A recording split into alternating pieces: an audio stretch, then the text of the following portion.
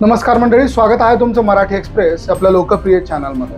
मंडळी, बुधवार पेठेमध्ये पोलिसांनी कोम्बिंग ऑपरेशन केलं आणि या कोम्बिंग ऑपरेशनमध्ये तब्बल 150 पोलीस हे बुधवार पेठेमध्ये दाखल झाले होते. रात्री 12 वाजता अचानक एकदम 150 पोलिसांचा फौज फाटा हा बुधवार पेठेमध्ये दाखल झाला आणि त्यानंतर जो काही गदारोळ या पेठेतल्या भागात उडाला तो बघून संपूर्ण महाराष्ट्र हादरून गेला. आता ही बातमी झाली, या बातमीने मोठं कव्हरेज देखील मिळवलं की बुधवार पेठेमध्ये पोलिसांचं मोठं कोम्बिंग ऑपरेशन झालं म्हणून. आता हे कोम्बिंग ऑपरेशन कशामुळे घडलं, काय आहे या मागचं कारण, हे देखील आता समोर आलं.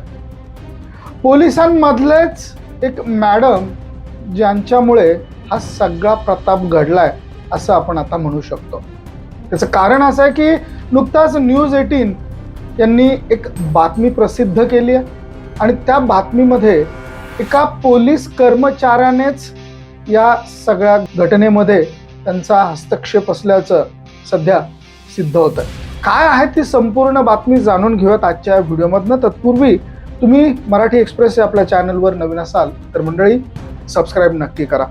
म्हणजे बुधवार पेठ ही नरकातली एक भयानक घटना म्हणून सध्या समोर येते. ती मदतीसाठी पोलीस स्टेशनमध्ये आली आणि महिला पोलिसाच्या कृत्याने तुम्ही हादरून जाल अशा आशयाचं पोस्टर आम्ही या व्हिडिओला दिलेलं आहे. निश्चितच एक हादरवून टाकणारी घटना सध्या समोर आलेली आहे. तर या प्रकरणाची चौकशी करण्यात आलेली आहे आणि ही चौकशी करण्यात आली असता कर्तव्यात गंभीर हलगर्जीपणा आणि बेजबाबदारपणा झाल्याचं निष्पन्न झालेलं आहे.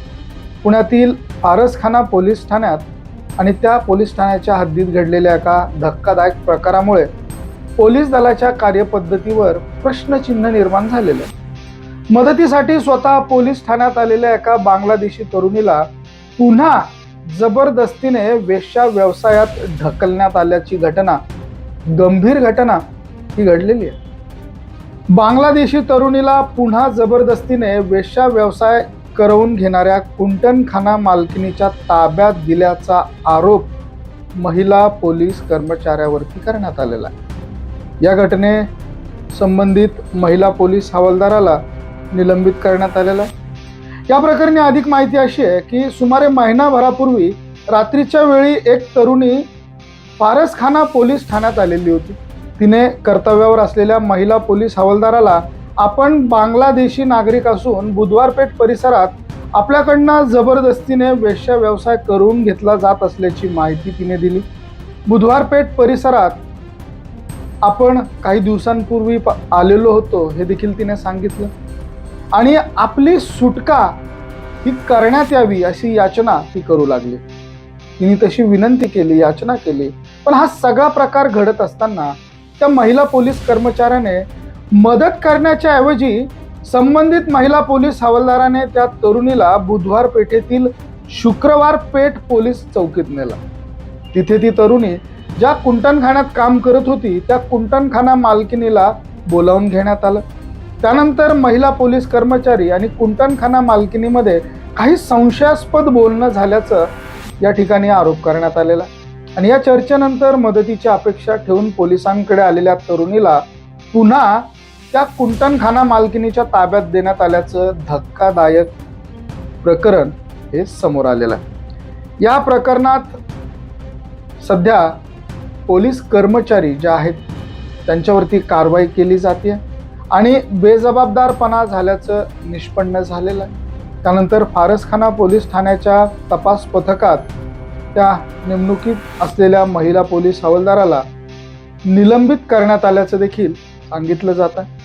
कोम्बिंग ऑपरेशनमध्ये 4 अल्पवयीन मुलींची सुटका करण्यात आलेली आहे आणि हा सगळा प्रकार पोलीस अधिकाऱ्यांच्या लक्षात आल्यानंतर 10 फेब्रुवारी रोजी पुणे पोलिसांनी बुधवार पेठ भागातील कोम्बिंग ऑपरेशन करत ही मोठी कारवाई केली. 4 अल्पवयीन मुलींची बुधवार पेठेतून पोलिसांनी सुटका केली आणि या सगळ्या प्रकरणाचा पोलीस तपास करतात. महिला आयोगाकडनं कारवाईचे आदेश देण्यात आलेले आहेत आणि या सगळ्या प्रकरणी आता राज्य महिला आयोगाने लक्ष घातलेलं आहे. ज्या महिला पोलीस कर्मचाऱ्याने हा सगळा धक्कादायक प्रकार केलाय त्यांच्यावरती योग्य ती कारवाई करा असे आदेश स्वतः महिला आयोगाच्या अध्यक्षा रुपाली चाकणकर यांनी पोलीस आयुक्तांना दिलेले आहेत। याची सविस्तर चौकशी करून अहवाल राज्य महिला आयोगाला सादर करावा असं देखील आयोगाच्या अध्यक्षा रुपालीताई चाकणकर यांनी सक्त निर्देश दिलेले आहेत। तर मंडळी, पुण्यामधल्या बुधवार पेठमध्ये घडलेली ही धक्कादायक घटना आहे। या घटनेमुळे निश्चितच या भागात मोठा गदारोळ पाहायला त्या दिवशी मिळालेला होता आणि त्यानंतर हे धक्कादायक वास्तव सत्य समोर आलेलं। त्याबद्दल तुम्हाला काय वाटतं? तुमच्या प्रतिक्रिया आणि तुमची मतं कमेंटमध्ये अवश्य नोंद करा। व्हिडिओ तुम्हाला आवडला असेल तर शेअर जरूर करा। बघत रहा मराठी एक्सप्रेस।